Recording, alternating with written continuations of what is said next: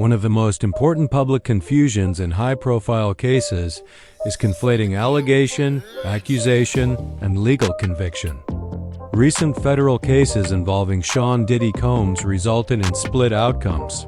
Acquittals on the most severe counts and convictions on transportation and related offenses tied to federal statutes.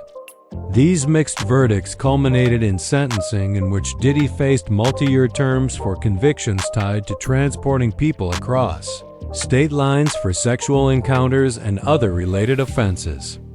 A timeline of the trial, verdict, and sentencing is a crucial frame for understanding why allegations about unrelated violent crimes from decades past cannot automatically be taken as legally resolved simply because a public figure has been convicted of other offenses.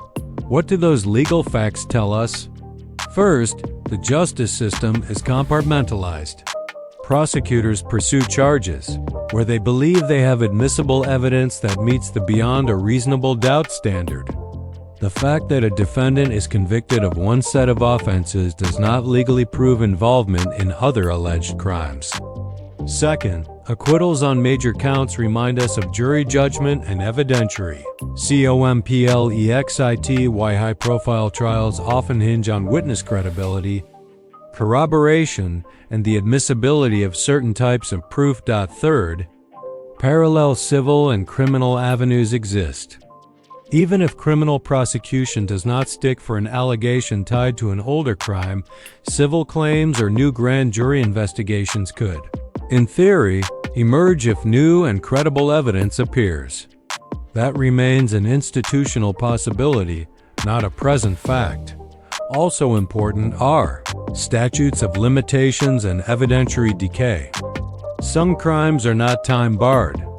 Murder prosecutions can be brought decades later if evidence supports them.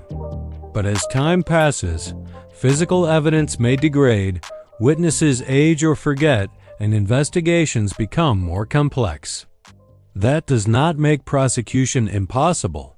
It just makes successful prosecution harder. Legal defensive strategies used in high-profile cases include motions to exclude evidence, appeals, and civil litigation. Defense teams file objections, challenge forensic materials, and attempt to block the release of private footage. Those maneuvers are textbook defense play. They do not inherently mean the accused is innocent, nor do they prove guilt. They simply underline that the legal system has rules designed to protect fair trial rights even in emotionally charged matters.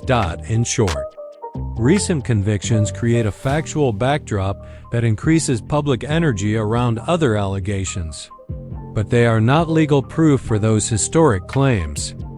Any future legal action connecting a public figure to older violent crimes would require new or corroborated evidence that survives judicial scrutiny. To truly understand why modern accusations resonate so violently, we must travel back to the mid-1990s, a period when rap superstar rivalries were entangled with violence, media spectacle, and law enforcement failures. The deaths of Tupac Shakur and Christopher Wallace were not just footnotes. They were foundational trauma points in hip-hop history. Both murders remain symbolic of larger institutional failings, incomplete police investigations, conflicting witness accounts, and the way media narratives can amplify conflict. The unresolved nature of those homicides means that allegations tied to them remain especially incendiary. Those years were a pressure cooker of regional rivalry, the so-called East Coast-West Coast feud, gang affiliations, and music industry competition. The media fed the feud with sensationalist framing, and both governments and industry players were slow to reckon with the real human costs of treating violent antagonism as PR theater. That context matters. When a modern documentary or public figure raises the possibility of managerial or executive knowledge about violent episodes, it touches on systemic patterns rather than isolated incidents. Law enforcement's role, or failures, is a recurring thread. Some investigations were criticized for being under-resourced or mismanaged. Other leads were reportedly not pursued with the rigor victims' families expected. Over decades, various private investigators, journalists, and documentary filmmakers have tried to fill the gaps left by official probes. That patchwork of inquiry has produced leads, hypotheses, and sometimes legally actionable materials. But it has also left the historical record complicated and contested. Memory is reconstructive. Time, repeated retelling, and new information can reshape recollection. When decades have passed since the events in question, even truthful witnesses can misremember details. That does not mean witnesses are dishonest, but it does mean their accounts need corroboration, documents, contemporaneous records, physical evidence, or multiple independent witness statements that align on crucial details. Incentives shape what people say. Witnesses may have reasons to come forward: plea deals, reduced sentences, revenge, attention, or financial remuneration. A documentary producer might offer exposure which, for some, is tantamount to a reward. Journalists and filmmakers should disclose these incentives, so audiences can weigh credibility properly. Corroboration is the key. Good investigative work will attempt to triangulate witness claims against independent material, phone logs, emails, financial records, or forensic evidence that matches assertions made in testimony. If a witness claims movement of funds or specific meetings, are there records that confirm it? If claims are purely circumstantial, they might be suggestive but not dispositive. That's the difference between a persuasive documentary narrative and a fa-so, legally actionable case. Defense strategies and the right to rebuttal matter. Accused parties have the opportunity to challenge witnesses in court or through public statements. If a documentary gives little room for rebuttal or disallows context, the film's narrative power increases but not its reliability. Responsible producers will include contrary perspectives or clearly label contentious claims. Platforms amplify content. Should they fact-check or limit the distribution of explosive allegations? Some argue platforms must act to slow misinformation.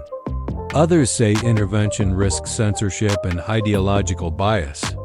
This is an unresolved public policy debate that will only grow as influencer-driven controversies become central to major news.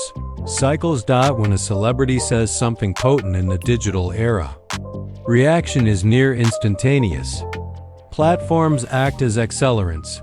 A clip is posted, influencers riff, and within hours the story has been reshared, remixed into reaction videos and meme feed.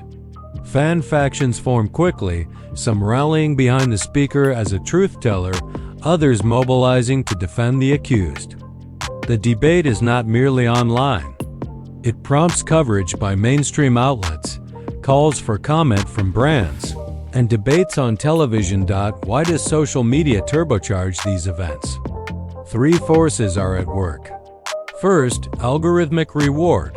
Outrage and controversy drive engagement, which in turn drives reach. Second, parasocial loyalty. Music fans form intense attachments to artists and are quick to defend perceived slights. Third, influencer economics. Reaction videos and commentary generate ad revenue and subscriber growth. Those incentives push creators to escalate, not to calm. Positive outcomes can occur. Social pressure can push institutions to re-examine old cases. New witnesses sometimes emerge because someone in the crowd finally decides it's safe to speak out. A negative consequence is that unverified allegations spread widely and damage reputations without due process. We also see performative activism, where individuals stake online positions to gain social capital without engaging substantively with the evidence. Competing narratives form.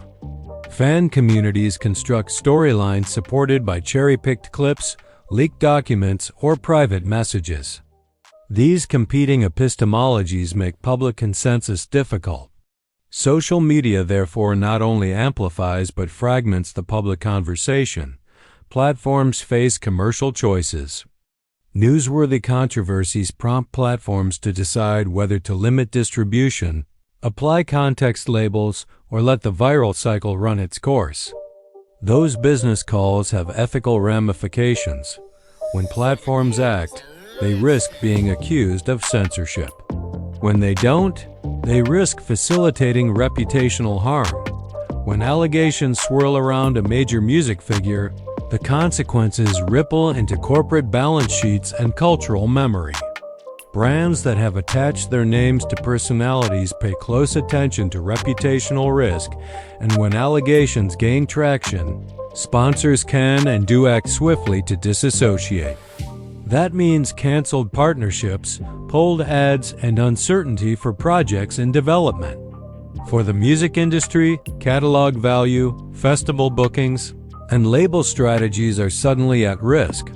Streaming platforms and radio networks also face choices.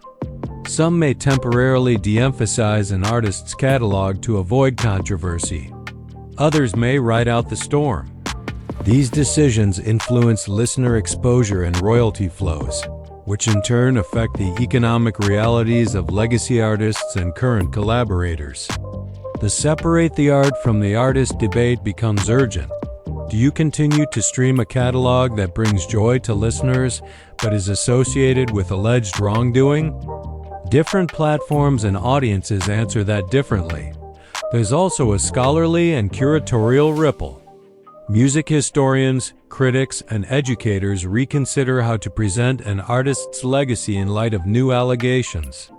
Do institutions contextualize older works with notes about the artist's conduct? Do museums or archives continue to celebrate someone whose personal life is now contested? These decisions shape cultural memory and how future generations understand artists, collaborators, and contemporaries face immediate stakes. Festivals must decide whether to book acts associated with controversy. Labels must assess whether to keep producers or artists tied to disputed individuals.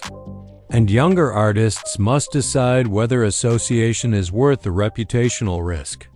The fear of guilt by association creates real career calculus. Legal ripple effects matter. If public pressure leads to civil litigation or renewed investigation, companies that did business with the accused could face subpoenas or discovery demands. That dynamic has corporate counsel scrambling to preserve documents, restrict access, and prepare for potential legal exposure. The industry reacts in modes: precaution, damage control, and long-term recalibration. These responses shape how the story evolves beyond the viral moment, altering money, memory, and institutions. Public accusations also carry legal and moral weight. From a legal standpoint, repeating allegations that are false and damaging can expose speakers to defamation claims. Public figures face a higher bar for defamation suits, but the risk remains. Ethically, platforms and creators must balance two competing goods: exposing wrongdoing and protecting due process.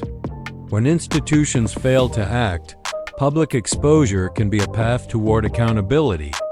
But responsible exposure requires rigorous sourcing and transparency. The question of private footage adds another layer. When studios and filmmakers obtain material through contested means, the balance between public interest and personal privacy becomes a legal and ethical battleground. Courts often have to weigh First Amendment interests against privacy and contractual obligations, with outcomes that vary by case. Platforms face choices about whether to amplify or moderate explosive content. Some argue for fact-checking and limiting distribution of unverified claims.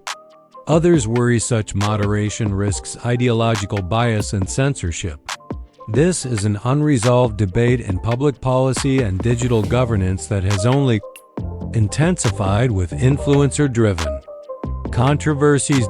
Content creators and journalists bear an ethical obligation to make distinctions clear to audiences between allegations, suggestive testimony, and proven legal facts. Conflating these categories may sell engagement in the short term but damages credibility in the long run. After a high-profile amplification like this, several possible futures emerge. First, new witnesses could come forward. Documentaries and viral coverage sometimes prompt people with direct knowledge to speak, particularly if they feel the moment is now safe or consequential.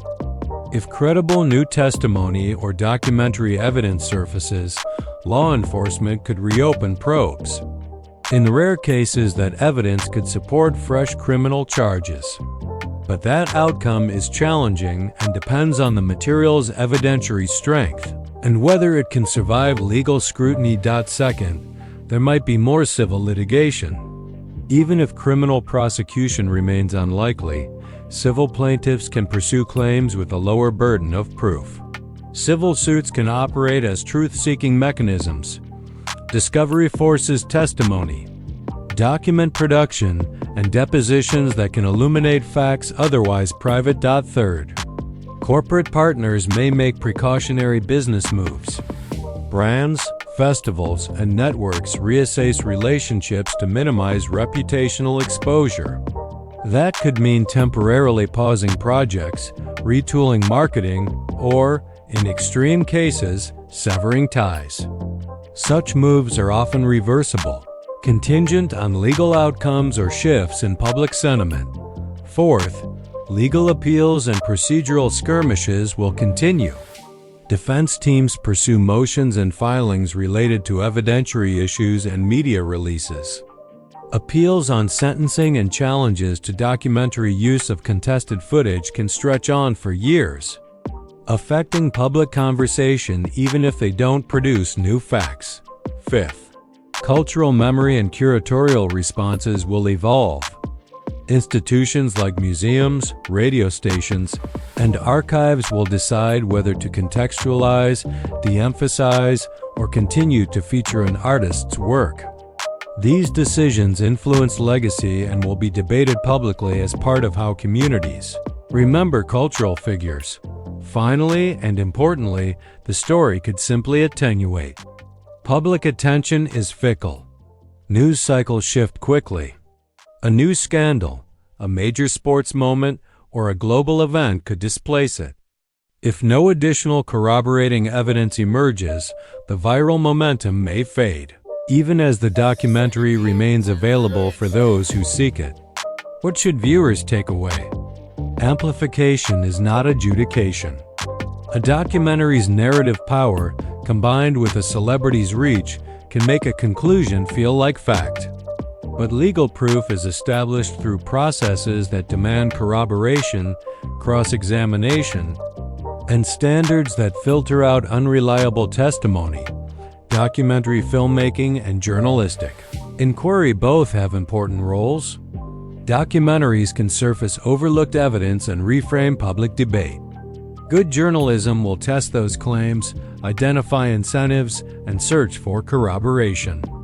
The best public discourse includes transparent sourcing and space for rebuttal. Producers and influential figures who amplify content have an ethical responsibility to make those distinctions plain.